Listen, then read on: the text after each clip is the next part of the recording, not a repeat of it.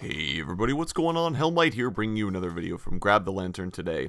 Today I wanted to talk about the conception that's been going around right now in the very clickbaity phrase that a lot of people have been throwing around in response to this season, which is one person can't win you the game, but one person can lose you the game. Now, there's been a lot of player sentiment towards the fact that this is the case with current League of Legends and that it doesn't matter how fed you ever get because you can't carry the game, but one person on your team can lose you the game by feeding a key enemy champion or by getting caught out at the wrong moment. Now, I understand this perspective. I think it is frustrating when you have a million kills and you still can't carry a game. This game in particular, I was 30-7 on Kled.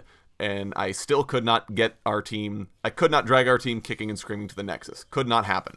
And those kind of games are frustrating because you're just so impossibly fed and you can't do anything to help the game proceed towards this conclusion. And all it takes is your mid laner getting caught out in the top lane. And just like that, the game's over. I get that perspective.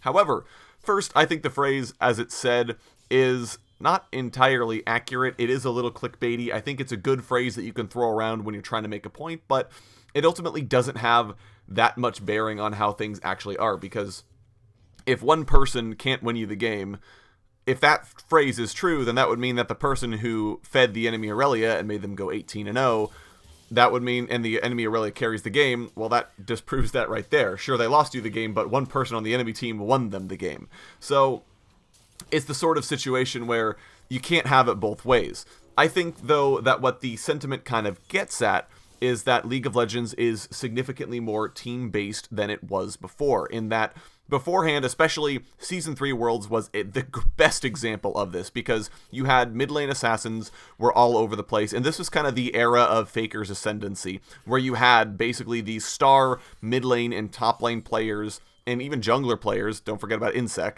picking their sort of signature champions in their roles and just annihilating the enemy opposition almost 1v5, it felt like.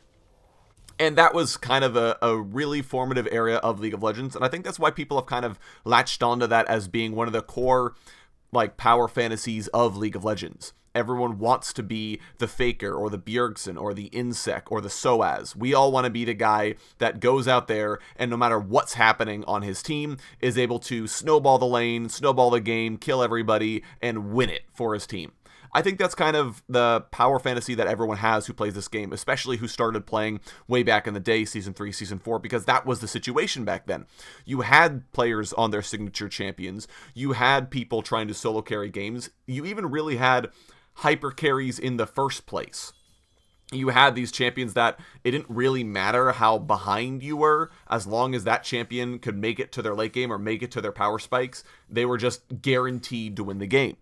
And I think that over the years, though, is that we've kept this sort of mentality, but the game has changed in some very significant ways since then, and it's become a lot more team-focused than it was before. No longer is it really about, well, you know, as long as I carry my lane, I'm going to win the game, we're going to win the game. It's significantly more about team play. Now, I don't think that it's in a bad way about team play. I think that a lot of people are saying you have to have a good team. If one person gets caught out, everyone has to be firing on all cylinders. I don't think that's the case at all. I think that there are still plenty of opportunities for players to basically step up and still help their team, even if they're behind. And I don't think you have to make a huge contribution. If you're playing someone like Janna or Soraka, maybe all you need to do is have a clutch heal or a clutch shield, or maybe get the silence down on the right champion. And that's fine, because if you're helping to enable the person on your team that is doing well, it can work out. However, I do think that the kind of sentiment people are getting at is they kind of want to be able to carry irregardless of how the rest of their team is doing. And that's no longer the case. You need to be playing with somebody, you need to be trying to work with your team, and it's not as simple as just kind of getting ahead and running it down top lane over and over again until the enemy team eventually capitulate. And that's because there are a lot more catch-up mechanics that kind of help players come back when they are behind. So it's a lot harder to shut someone down. Now, it got a little bit easier with this patch, as you do have the cannon minion change. If people are missing cannons, they're significantly less likely to have the golden experience to actually fight against you. I think that was one of the big things that helped sort of switch that back in that direction. But it's harder to keep enemy champions down, and I think just in general, champion kits have become almost more relevant to having team, because beforehand, all you really needed to do was play the guy who had the most damage in the role that you were playing on, and that was enough. They just had to do the most damage, be the safest, and it would work out. But because a lot of champions nowadays have kind of shifted away from that model, and they have reasons to be picked beyond just do they do the most damage. You have you have a lot of champions, especially newer champions, that are all being released with some kind of utility in their kit. You even look at Swain, who has the scouting on Vision of Empire and the right click. You have Aurelia, who's got the ultimate that can chain people down in this sort of AoE stun that you can have people set you up for. Like, no more do you have a champion kit where it's just kind of like they just do damage. That's all they want to do. So because of this, you're forced to rely more on your team to make up for the fact that you no longer have the sort of solo carry levels of damage that you did before. Old Aurelia, who was all damage, could pretty much do that sort of thing by herself, because if she got snowballing, she's going to do true damage, she's going to have a ton of sustain, and there's not going to be a whole lot you can really do to stop her. It was kind of one of those situations, and that's not where we're at in the game right now. So I think that while it is still possible to carry by yourself, I also recognize the fact that it's not as easy as it used to be, because there are very few champions left that have the sort of solo carry potential, and because the game has become more team dependent and team oriented, and you have to be playing with people. And for most of us who started playing back in the day, Season 3, Season 4, we're not used to that kind of play style. You're not used to the fact that, well, I have to rely on my team in order to have success. You just kind of still are in the mindset of, as long as I can get ahead on my champion, we win. And that's why you have phrases like, oh, brain dead tanks, and all you have to do is play support, and it doesn't matter, because as long as your AD carry is fed, you win the game. Because there's a lot of derision directed at these classes of champions and these roles, because it's not about damage, it's not about solo carrying, it's about playing for your team. These brain dead tanks that people are saying, people don't like playing them because they don't like the thought that they're playing for somebody else. They're not the one getting the frags, they're instead enabling the rest of their team.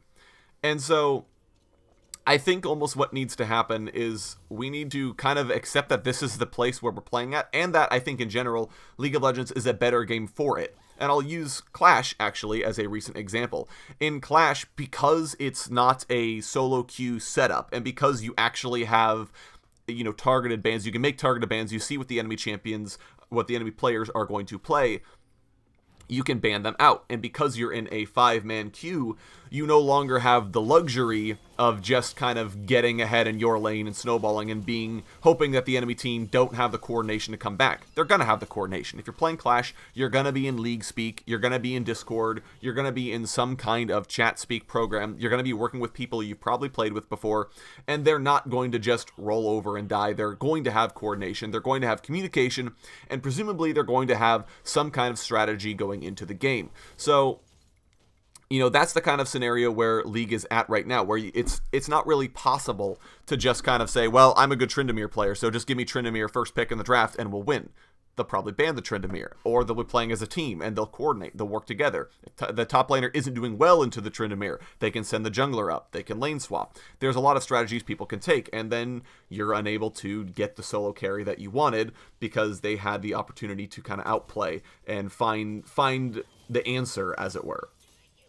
So, you know, I do at the end of the day kind of get what people are saying when they're frustrated with the state of League of Legends, and they're frustrated because it seems like all players have to do is, you know, there's no way to solo carry a game, and one person getting caught out is sort of the end of it. But I don't know. I think that we kind of need to understand that there are ways to still carry games, but just acknowledge that it is a more team-focused game, and that I think it's better for the game overall to have more communication and to be more dependent on working with your team, as opposed to just kind of AFKing in a lane and doing well, and you don't even care what the rest of your team picks or is doing, how they're doing. All you know is that, well, as long as I'm on my main, I'm going to win the lane and win the game. I think having a more team-based setup as well is better to combat toxicity, actually, because if you think about it, if everyone has the mindset of I have to carry, and then you do poorly in lane, well, you're already disappointed, you're upset because you're already writing the game off. If it's a more team-based game, though, you know that if your team can help come back, if your team can coordinate, if your team can work together, you can still win the game. So I don't know, this is kind of a long rambling rant, I guess, so I don't know if I even make any sense right now, but what I guess I'm trying to say is that it is a more team-based game. I think that's better for League in general, and then I think if we kind of acknowledge that it is a more team-based game and played it like it's the team-based game that it should be, that in general, the complaints people are having would kind of disappear. So, but that's just my opinion. Go ahead and let me know what you guys are thinking of this whole one person can't win a game, but one person can lose a game mantra that a lot of people on the boards and Reddit have adopted recently.